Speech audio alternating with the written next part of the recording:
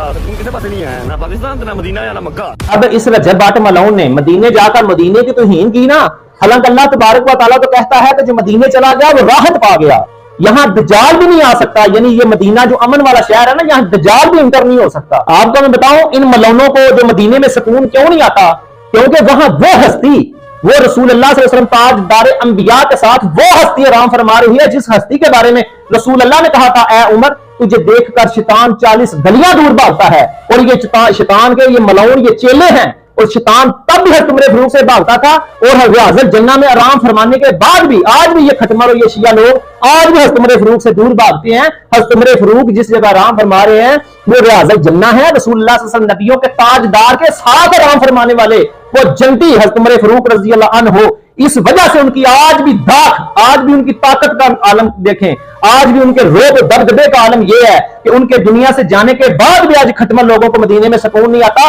اصل میں یہ حضرت عمر فاروق کا وہ خوف ہے، وہ ڈر ہے جو ابلیس کے اندر تھا، جو 40 گلیوں عمر فاروق کو دیکھ کر دور بھاگ جاتا تھا۔ آج بھی یہ شیعہ ملعون جو مدینے میں ٹک نہیں سکتے، اور کبھی بھی اسلام دشمنوں کو مدینے میں کبھی سکون نہیں مل سکتا، کیونکہ یہ ناموس رسالت کے ڈاکو ہیں، یہ صحابہ کے دشمن ہیں، اور ان دشمنوں کو جو فیصلہ ہے نا پھر عمر کی تلوار کرتی ہے۔ اس لیے یہ مدینے کی سرزمین میں کبھی گئے عمرہ کرنے بھی جائیں نا، یہ ملعون زیادہ تر مکہ میں واپس آ جاتے ہیں، اگر مدینہ جائیں تو پھر مسجد نبوی کے پاس سے یہ گزرتے تو رسول اللہ صلی اللہ علیہ وسلم کے ریاض الجنہ اس کے پاس یہ ٹھہر نہیں سکتے، کیوں؟ حضرت عمر فاروق وہاں ہے، انہیں دیکھ کر تو شیطان ان کا ابا و اجداد 40 گلیاں دور بھاگتا تھا، اور یہ کس کھیت کی مولی ہے۔